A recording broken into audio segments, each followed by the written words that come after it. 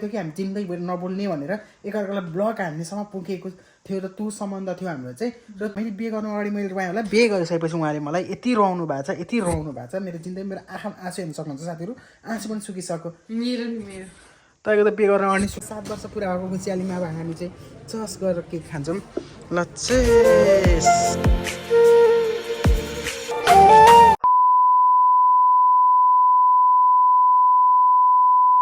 और अगर तुम लोग नए हो तो सब्सक्राइब करो, वो जो लाल वाला बटन है उस पर फूट फेंक के मारो या फिर मोमबत्ती, मुझे नहीं पता, बस क्लिक हो जाना। Hello everyone, good morning and welcome back to a new blog. This is me Dinesh Khadka. I hope सबैजना सन्चै हुन्छ र म पनि एकदम धेरै नै सन्चै छु साथीहरू। सो आजको भिडियो पनि स्टार्ट भइसकेको छ, नयाँ दिन नयाँ भिडियो साथीहरू। अनि सुरुवात गरौँ बिहानी बिहानीको मौसमबाट। अनि सो हल्का सिमसिम पानी रहेछ, बैमानी जस्तै पानी परिरहेको छ हल्का थोरथोरै। अनि सो त्यही हो, अब लाग्यो अनि आज दिनभरि पानी पर्ने चान्स धेरै छ। 65% कि 75% देखाएको छ। अनि सो आज पानी पर्छ होला साथीहरू, त्यही हो। धुम्म छ मौसम, पानी छिटिरहेको छ। हिजो पुरै पानीले भिजेर गएको थिएँ, आज यस्तो चाहिँ।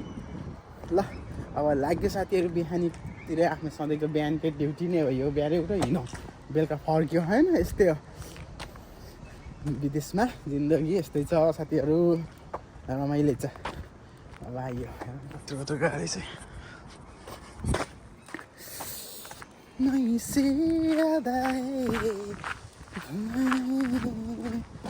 मलाई त्यस्तो घाँस देख्यो भने त आफ्नै घरको याद आउँछ साथीहरू। ग्रम ग्रम हँसियाले घाँस काटेर गाईलाई हालेर गाईको 15-20 लिटर दुध निकालिदिन्छ। यस्तो घाँस नेपालमा टन्नै भएर सकिहाल्छ। यहाँ पुरै पानी परेको छैन साथीहरू, ठुलो नठुलो। हिजो पनि यहीँ पानी परेको थियो, आज पनि यहीँ घरबाट हिँड्दा हल्का हल्का छुट्टिया मात्रै रहेको थियो। यहाँ आएपछि एकदम ठुलो पानी आयो है। पानी त कति पर्छ है, त्यसमा छक्कै पर्छु साथीहरू म पानी परेको देखेर। यस्तै छ, विन्टर आउने बित्तिकै हिउँ परे गर्छ, हिँड्न सकिँदैन, चिप्लेर लडेर खुट्टा भाँसेर। पानी परेपछि यस्तै हो, फेरि समर आयो है भनेपछि पानी परे गर्छ। यहाँको त के होला है, घाम त यहाँ त त्यस्तो होला, 1 महिना पनि मात्रै लाग्दैन होला टोटल गर्दाखेरि साथीहरू। सो अब यहाँ बस्छु आधी घन्टा जस्तो, जान्छु साथीहरू है। फेरि यो बाटो चाहिँ फिलियनको जहिले पनि जाम हुने बाटो हो क्या, लास्ट जाम पर्छ होइन, जहिले पनि यहाँ एभ्री स्टेपमा जाम पर्छ साथीहरू। यस्तो कुदेर यहाँ चाहिँ यही मजा छ क्या साथीहरू, बाटो क्रस गर्नलाई। बाटो क्रस लाइट पनि रुङ्नु पर्दैन, केही पनि रुङ्नु पर्दैन, चट्टा आफै कटै भइदियो।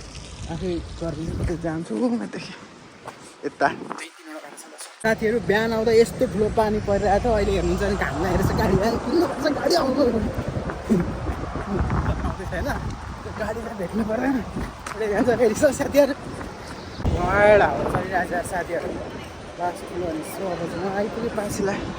अब त्यो प्लम्बरभित्र जान पर्ने हुन्छ यहाँबाट, अनि बुढीलाई गर्नुपर्ने हुन्छ बुढी हुन्छ त्यही हो साथीहरू। अनि हाम्रो चाहिँ एउटा कुरा क्या, आज चाहिँ तपाईँहरू एउटा कुरा सेयर गर्नु आएको। अनि हाम्रो चाहिँ बुढाबुढीको भेट भएको ठ्याक्कै 7 वर्ष, सरी लभ भेट त अगाडि नै परेको भएको, लभ एनिभर्सरी चाहिँ ठ्याक्कै आज हाम्रो हो।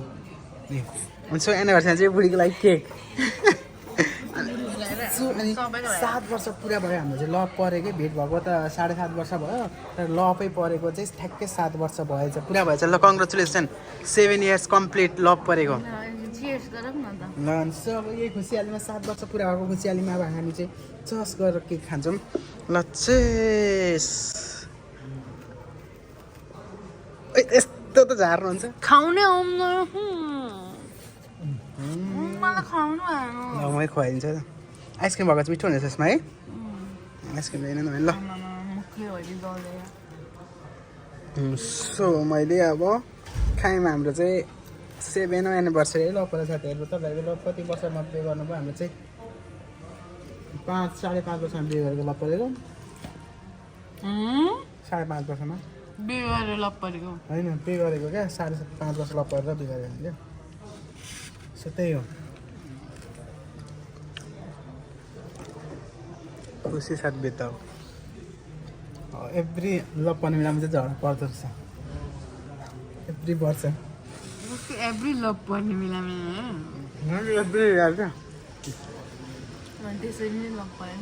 झगडा गर्दाखेरि लभ परेको थियो।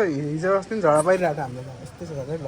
साथीहरू हाम्रो चाहिँ 7 वर्ष पुरा भयो तर 7 वर्ष लभ पुरा भएर चाहिँ हाम्रो यति धेरै झगडा पर्छ किन यस्तो हुन्छ क्या हाम्रो सम्बन्धमा मात्र यस्तो हो कि सबैको सम्बन्ध यस्तो हर टाइम झगडै मात्रै कुरै नबुझ्ने जब कि हाम्रो लभ पनि कुरै नबुझी लभ परेको थियो त्यही भएर हो कि थाहा नै छैन किन यस्तो तपाईँ जति बेला नि यस्तो चाहिँ नगर्नु क्या अलिक रिलेसनमा भनेको चाहिँ अलिकति बुझ्न पनि हुनुपर्छ क्या जति बेला नि ठस्केको ठस्कै गरेर हुँदैन बढी 7 वर्ष भनेको होइन एकदम ठुलो कुरा हो हामी 5.5 देखौँ पनि साथीहरू उहाँको बोली यति रुड छ म प्रतिको आजदेखि पनि 7 वर्ष लभ परेको एनिभर्सरी हाम्रो पहिला लभ पर्नुभन्दा 5 मिनट अगाडिसम्म नि ठुलो झगडा परेको थियो कि हामी जिन्दगीभरि नबोल्ने भनेर एकअर्कालाई ब्लक हान्नेसम्म पुगेको थियो र त्यो सम्बन्ध थियो हाम्रो चाहिँ र म ब्लग पनि हान्सकेको थिएँ नि वाट्सएपमै समथिङ वाट्सएपमा पनि ब्लग हान्सकेको थियो भाइबर एउटा अप्सन थियो भाइबरमा मेसेज गरेर फेरि कुरा मिलेको थियो साथीहरू कस्तो बाठो हुन्छ सबैमा लगाएर एउटामा चाहिँ छोडिदिएको सो त्यसरी हाम्रो चाहिँ लभ परेको थियो क्या साथीहरू फाइनल भनेर मैले सबमा ब्लग हानेको थिएँ